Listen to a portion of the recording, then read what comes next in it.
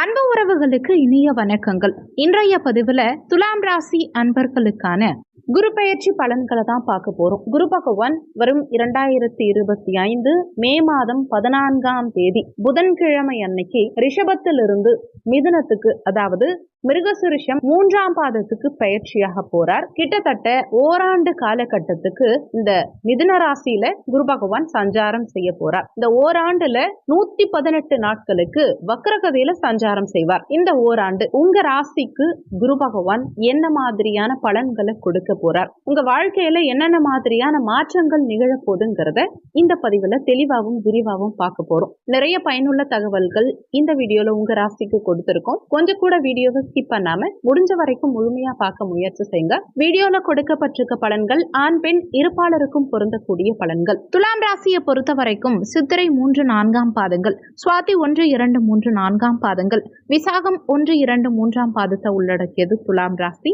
துலாம் ராசிக்கு அதிபதி சுக்கிர பகவான். துலாம் ராசி அன்பர்களுக்கு குரு பகவான் அஷ்டமஸ்தானமான 8ஆம் பாவகத்திலிருந்து பயிற்சியாகி பாக்கியஸ்தானமான 9ஆம் பாவகத்துல இனி சஞ்சாரம் செய்ய போறார். இயற்கை சுபரான குரு பகவான் பாக்கியஸ்தானத்துக்கு போறது ரொம்ப விசேஷம். அதே சமயத்துல துலாம் ராசிக்கு குரு பகவான் முழு பாவ கிரகம், அதாவது 3, 6க்குரியவர். துலாம் ராசிக்கு கடுபலன்கள் கொடுக்கக்கூடிய கிரகமான குரு பகவான் பாக்கியஸ்தானத்துக்கு, அதாவது சிறப்பான ஸ்தானத்துக்கு போறது கொஞ்சம் சுமாரான அமைப்பு தான். இருந்தாலும் கோச்சார ரீதியா குரு பகவான் நம்ம ராசிக்கு 9ஆம் இடத்துல சஞ்சாரம் செய்யறது ரொம்ப நல்ல பலன்களை அதிகம் கொடுக்கும். என்ன மாதிரி பலன்கள் கொடுக்கும்னு பார்க்கும்போது, அமர்ந்த இடம் சார்ந்த விஷயங்கள்ல பாதகங்களை கொடுத்தாலுமே பார்க்கும் பார்வை சார்ந்த விஷயங்கள்ல பலமான நற்பலன்களை கொடுப்பார். அந்த வகையில இந்த குரு பயிற்சி என்ன மாதிரியான நற்பலன்கள் கொடுக்க போதுங்கிறத பார்க்கலாம். குரு பகவானுடைய பஞ்சம பார்வை உங்க ராசிக்கு கிடைக்குது. அடுத்து குருவுடைய சமசப்தம பார்வை முயற்சி ஸ்தானம் 3ஆம் பாவகத்துக்கு கிடைக்குது. குரு பகவானுடைய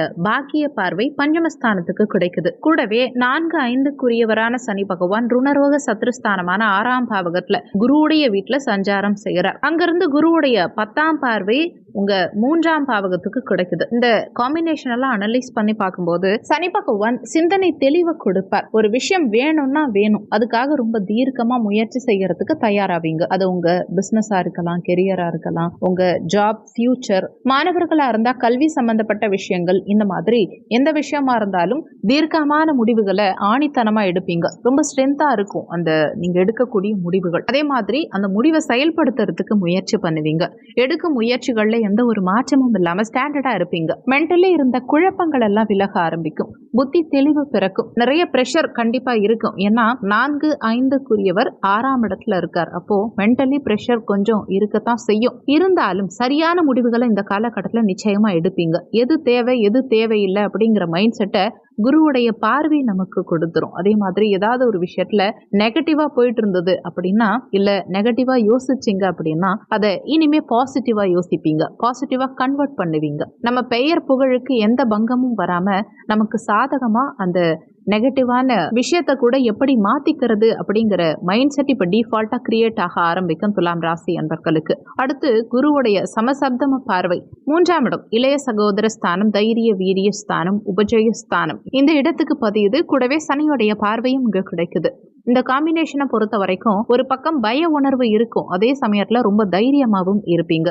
தைரியமும் பய உணர்வும் கலந்த ஒரு கலவையான மனநிலை இந்த காலகட்டத்துல நிச்சயம் இருக்கும். ஏன்னா சனி பார்வை ஒரு மாதிரி பய உணர்வை ஏற்படுத்தும். கூடவே குருவுடைய பார்வை எது நடந்தாலும் சரி பார்த்துக்கலாம், நம்மளால முடியும் அப்படிங்கிற மாதிரி ஒரு தைரியத்தையும் கொடுத்துரும். இருந்தாலும் பெருசா எதுவும் நெகட்டிவா இல்லை, அதுதான் ரொம்ப சூப்பரான விஷயம்.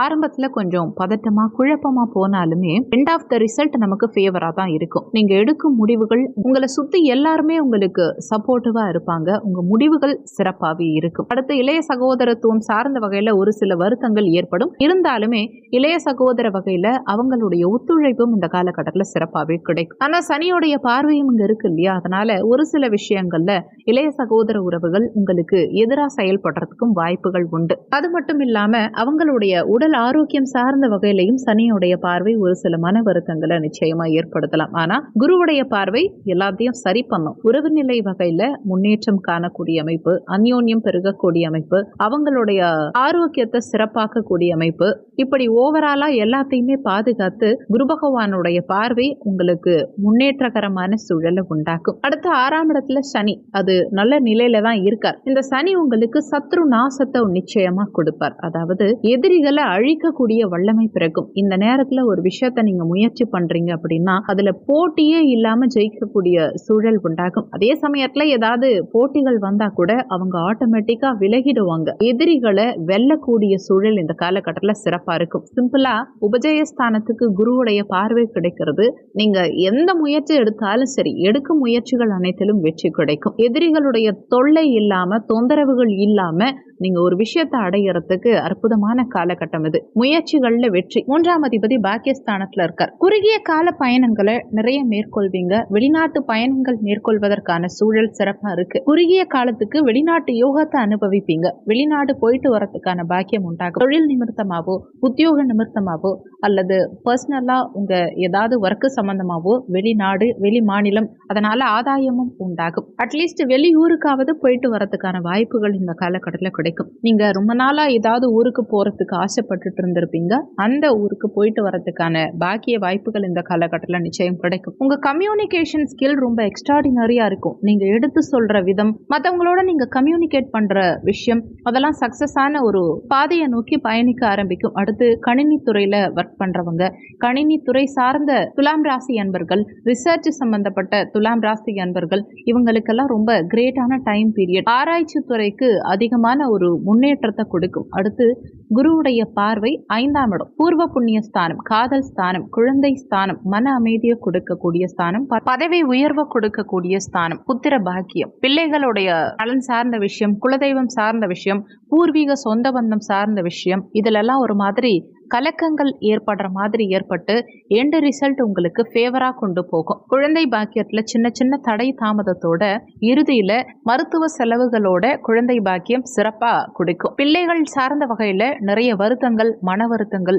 சின்ன சின்ன குழப்பங்கள் இருக்கும். பிள்ளைகளால விரைய செலவுகள் நிறைய ஒரு பக்கம் இருக்கும். இருந்தாலும் எண்ட் ரிசல்ட் உங்களுக்கு ஃபேவரா, உங்க மனம் மகிழ்ச்சி அடையக்கூடிய சூழலை ஏற்படுத்தும். பிள்ளைகளால அனுகூலம் உண்டாகும். ஒரு சில குழப்பங்களை கொடுத்து நிவர்த்தியை கொடுக்கும். எவ்வளவு பிரச்சனைகள் வந்தாலும் அதை சமாளிக்கக்கூடிய வல்லமைய குரு பார்வை கொடுக்கும். அடுத்து காதல் உறவு சம்பந்தப்பட்ட விஷயங்கள்ல நிறைய குழப்பங்கள், வருத்தங்கள் எல்லாம் ஏற்படும். இருந்தாலும் எண்ட் ரிசல்ட் நிச்சயமா உங்களுக்கு ஃபேவரா தான் இருக்கும். குலதெய்வ வழிபாட்டை மேற்கொள்ள முடியாத அளவுக்கு ஏதாவது தடை தாமதத்தை ஏற்படுத்தும். ஏன்னா பஞ்சமஸ்தானத்துல ஏற்கனவே ராகு இருக்கார், பஞ்சமாதிபதியும் 6ல மறைஞ்சு உட்கார்ந்துருக்கார். இந்த காம்பினேஷன் ஆக்டிவேட் ஆகிறதுனால குலதெய்வ வழிபாட்டுல ஏதாவது ஒரு தடை தாமதத்தை ஏற்படுத்துறதுக்கு வாய்ப்புகள் உண்டு. அடுத்து இந்த பூர்வீக சொத்து சார்ந்த விஷயங்கள்ல ஏதாவது பிரச்சனைகள் ஏற்படுறதுக்கு வாய்ப்புகள் அதிகம். இருந்தாலும் 6ஆம் இடத்துல சனியுடைய சஞ்சாரம் இருக்குங்கிறதுனால அந்த பூர்வீக சொத்து சம்பந்தமா யாரெல்லாம் உங்களுக்கு ஆப்போசிட்டா இருக்காங்களோ அவங்கெல்லாம் இப்போ ஒதுங்கிடுவாங்க. எண்ட் ரிசல்ட் நிச்சயமா உங்களுக்கு ஃபேவரா தான் இருக்கும். நீண்ட காலமா இருந்த பூர்வீக சொத்து சம்பந்தப்பட்ட பிரச்சனைகளுக்கு ஒரு முடிவு இந்த காலகட்டத்தில் நிச்சயமா கிடைச்சிரும். அதே மாதிரி இந்த திருமண முயற்சிகள்ல தடை தாமதத்தோட நல்ல செய்தி நிச்சயமா கிடைக்கும். திருமண முயற்சி சார்ந்த விஷயங்கள்ல ஒரு சில தடுமாற்றங்கள், வருத்தங்கள் இதெல்லாம் ஏற்படுறதுக்கு வாய்ப்புகள் உண்டு. இருந்தாலும் இந்த நேரத்துல இறங்க முயற்சிகள்ல நிச்சயம் வெற்றி கிடைக்கும். திருமண முயற்சிகளை இப்ப நீங்க மேற்கொண்டா மே மாதத்துக்கு பிறகு, அதாவது மே 18ஆம் தேதிக்கு பிறகு நல்ல செய்தி நிச்சயம் கிடைக்கும். ஏற்கனவே திருமணம் ஆனவங்க வாழ்க்கை துணையுடைய உடல் ஆரோக்கியம், மன ஆரோக்கியம் இது சார்ந்த விஷயங்கள்ல சற்று கூடுதல் அக்கறை எடுத்துக்கிறது நல்லது. கொஞ்சம் கவனம் எடுத்துக்கிட்டாலே போதும், பெருசா நெகட்டிவ் எதுவும் இருக்காது. இனிமே எதுலெல்லாம் நம்ம கவனமா இருக்கணும், எந்தெந்த விஷயங்கள் சற்று நெகட்டிவா இருக்கும் அப்படின்னு பார்க்கும்போது குருவுடைய சஞ்சாரம் பாக்கியஸ்தானத்துல இருக்கும். தந்தை சார்ந்த விஷயம், தந்தை வழி உறவுகள் சார்ந்த விஷயம், தந்தையுடைய உடல் ஆரோக்கியம் சார்ந்த விஷயம், இதெல்லாம் சற்று கூடுதல் அக்கறை எடுத்துக்கணும். ஏன்னா 6ஆம் அதிபதி தந்தை ஸ்தானத்துக்கு போறார். தந்தை சம்பந்தப்பட்ட விஷயங்கள்ல ஏதாவது வருத்தம், குழப்பம், தந்தை ஒரு சில இடங்கள்ல உங்களுக்கு அகேன்ஸ்டா இருக்கிறது, இந்த மாதிரி விஷயங்கள் ஏற்படுறதுக்கு வாய்ப்புகள் உண்டு. தந்தையோட ஒத்து போகாத நிலை ஏற்படலாம். அடுத்து தங்க அணிகலன்கள் சார்ந்த விஷயங்கள்ல சற்று கவனமா இருக்கணும். தங்க அணிகலன்களை யாருக்கும் கடனா கொடுக்க கூடாது. இப்ப மத்தவங்களுக்கு நீங்க கடனா கொடுக்கிற விஷயங்கள் திரும்பவும் உங்க கைக்கு வந்து சேர்வதற்கான அமைப்புங்கிறது சற்று குறைவுதான். அதனால உங்க நகையை யாருக்கும் கடனா கொடுக்காதீங்க. ஒரு சிலருக்கு தங்க அணிகலன்களை அடகு வைக்கிற மாதிரியான சூழல் உண்டாகும். இருந்தாலுமே அது நல்லதுக்காக தான் இருக்கும். அதாவது நல்ல விஷயங்களுக்காக தான் நீங்க உங்க நகையை அடகு வைப்பீங்க. ஒரு சிலருக்கு ஏற்கனவே நகை கடன் இருக்கு அப்படின்னா அதையெல்லாம் கட்டி முடிக்கிறதுக்கு முயற்சிகள் செய்வீங்க. இருந்தாலும் இந்த பொருளாதாரம் சார்ந்த வகையில கொடுக்கல் வாங்கல் இந்த மாதிரி விஷயங்கள்ல கவனமா இருக்கணும். ரொம்ப கூடுதல் விழிப்புணர்வோட இருக்கணும். யாரை நம்பியும் பொருளாதாரத்தை ஒப்படைக்க கூடாது. அதுலலாம் கொஞ்சம் கவனம் செலுத்துறது நல்லது.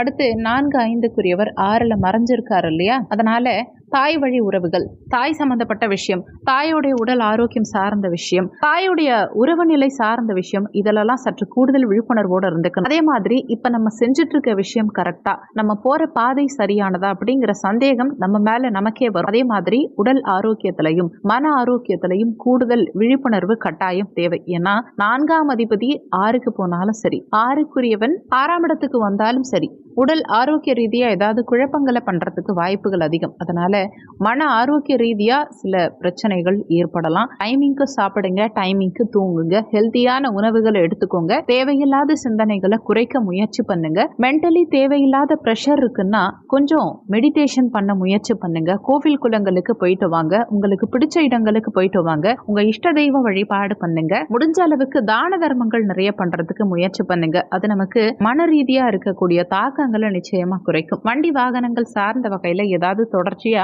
விரய செலவுகள், பழுது நீக்கம் சார்ந்த வகையில விரய செலவுகள் ஏற்படுறதுக்கு வாய்ப்புகள் உண்டு. அதையும் கொஞ்சம் கவனத்துல வச்சுக்கோங்க. உடல் ஆரோக்கியத்தை சரி செய்யறதுக்காக சிறிய அளவிலேயாவது உங்க ஹெல்த் மெயின்டைன் பண்றதுக்கு இன்வெஸ்ட்மெண்ட் பண்ணுவீங்க. உடல் ஆரோக்கியம் சார்ந்த விரய செலவுகள் இந்த காலகட்டத்தில் நிச்சயமா இருக்கிறதுக்கு வாய்ப்புகள் உண்டு. அதுல கொஞ்சம் கவனம் செலுத்தணும். அடுத்து 5ஆம் இடத்துக்கு ராகு, பஞ்சமஸ்தானம், இருதயம், மார்பக பகுதியெல்லாம் குறிக்கக்கூடிய இடம். இங்க ராகுவுடைய சஞ்சாரம், குருவுடைய பார்வை இதெல்லாம் கிடைக்கிறதுனால இதயம் சம்பந்தப்பட்ட விஷயங்கள்ல பாதிப்புகள் இருக்கவங்க, ஏற்கனவே பாதிப்புகள் இருக்கவங்க கொஞ்சம் கவனமா இருந்துக்கணும். இருதய அடைப்பு சம்பந்தப்பட்ட விஷயங்கள்ல கவனமா இருக்கணும். அது சம்பந்தமா ஏதாவது பிரச்சனைகள் இருக்குன்னா உடனே செக் பண்ணி சீரா வச்சுக்கிறதுக்கு முயற்சி பண்ணுங்க.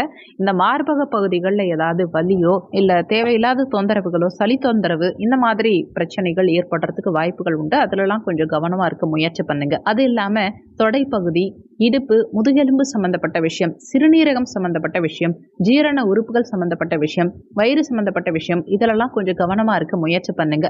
மற்றபடி இந்த குரு பெயர்ச்சியை பொறுத்த வரைக்கும் குழப்பங்களும் பிரச்சனைகளும் சின்ன சின்னதா ஏற்பட்டாலுமே எண்ட் ஆஃப் த ரிசல்ட் நிச்சயமா உங்களுக்கு சாதகமான பாசிட்டிவான பலன்களை தான் கொடுக்கும். ஆரம்ப காலகட்டத்தில் சின்ன சின்ன உடல் உபாதைகள் எல்லாம் ஏற்படுதுன்னு நினைச்சு யாரும் குழப்பம் அடைய வேண்டாம். அந்த குழப்பத்துக்கான நிவர்த்தியும் கூடிய விரைவிலேயே உங்களுக்கு கிடைச்சிரும். இந்த நேரத்துல ஒரு சிலர் அதிகம் உணர்ச்சி வசப்படுறதுக்கு வாய்ப்புகள் உண்டு. அதையெல்லாம் கொஞ்சம் கண்ட்ரோல் பண்ணிக்கணும். ஏன்னா 4ஆம் இடத்து அதிபதி மறைவு ஸ்தானமான 6ஆம் பாவகத்துல சஞ்சாரம் செய்யறார். அதனால அதிகப்படியான கோபம், பகை உணர்வு இதையெல்லாம் ஏற்படுத்தும். அதுலலாம் கொஞ்சம் நிதானத்தை கடைப்பிடிங்க. மற்றபடி பாசிட்டிவான விஷயம்னு பார்த்தா இறங்கும் முயற்சிகள் எதுவா இருந்தாலும் நிச்சயமா பாசிட்டிவான வெற்றி கிடைக்கும். இதுவரைக்கும் வீடியோல சொல்லியிருக்கக்கூடிய பலன்கள் கோச்சார பலன்கள். கோச்சார பலன்கள் வெறும் 20% தான் யாருக்கா இருந்தாலும் வேலை செய்யும்.